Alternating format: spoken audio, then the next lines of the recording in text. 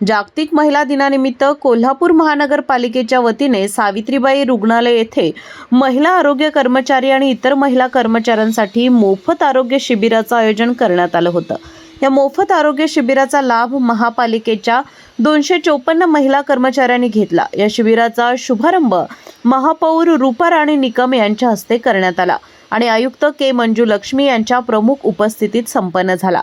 या मोफत आरोग्य शिबिरामध्ये असंसर्गजन्य रोग तपासणी, मधुमेह, रक्तदाब, महिला पोषण जागरूकता, प्रसूतीपूर्व तपासणी, कर्करोग जागरूकता आणि तपासणी, क्षयरोग जागरूकता व तपासणी, स्त्रीरोग तपासणी, नेत्ररोग तपासणी, कान, नाक, घसा तपासणी तसेच मोफत औषध वितरण अशा विविध आरोग्य सेवा महिलांना उपलब्ध करून देण्यात आल्या।